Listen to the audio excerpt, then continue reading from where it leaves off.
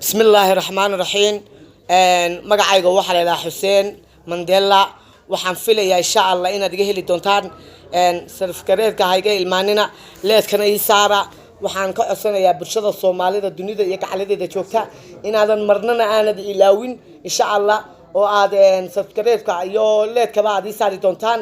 waxaan tacsi teeraayo u dirayaa Inhaan Cumar oo xildhibaanad ka sharaxan Congress-ka oo aabaheed ku dhintay shalay dawladda Mareykanka Allah uu naxariistaan leeyahay tan firdoosan Allah ka waraabiyo waxaan soo dhaweynayaa sanaguuyadii 12aad mar labaad ay Somaliland xorriyadeeda ay ku soo hana qaaday oo ay kaga soo heshay wixii la isku oran jiray Soomaaliya Somaliland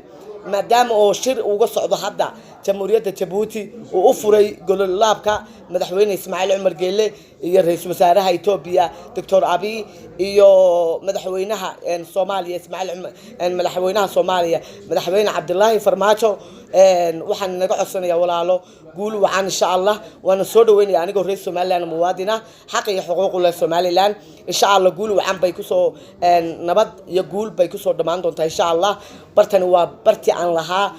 mar walba inagala soo hadli jiray insha Allah Xuseen Mandela inta dunida gacaladeeda joogto waxaan ku salaamayaa salaanta islaamka assalaamu calaykum wa rahmatullaahi wa barakaatuh waxaan filayaa inaan inaga heli doono idinkuna aad iga heli doontaan insha Allah waxaan nii rajaynayaa guul ilaahay COVID-19 cudurka dunida ku faafayna ilaahay dhammaan muslimka oo dhan ilaahay uma keeno walaalo nasiib waxaan u qaadan waayay fiidiyada badan inta badan waxaan ugu soo galin waayay kamarad idiga caawisana waan waayay waxaan filayaa dhalinyaro badan ama Soomaali badan oo jecel ayaa halkan iga arkaysa fadlan baliis waxaan naga codsanayaa lambarkayga hoosta ku soo qorayaa inaad walaalo igu caawisaan kamarad lambarkayga 406 ayaan ku soo qorayaa insha Allah waxaan filayaa inaad iga caawin doontaan insha Allah idinkana waan idin khayr iyo nabad waarta insha Allah ilaahay ubadadiina arsaaqadiina iyo risqiina Allah inii barakeeyo horaba waxaan u gabayo badan baan soo tiriyay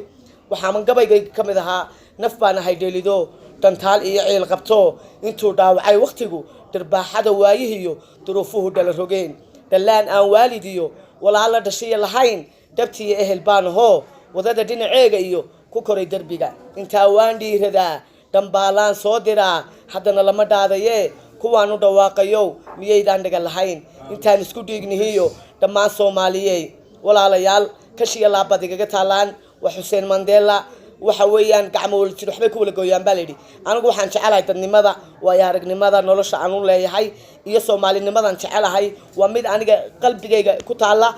isna filayna inuu ku wadiga helaysaan insha Allah guul wacan iyo himilo wacan baan rajeynayaa sanad wanaagsan 2020 ka lagu jira ilaahay barwaaqo fiican ilaahay haynu ugu simo idinkana waxaan rajeynayaa guusha ila midka ah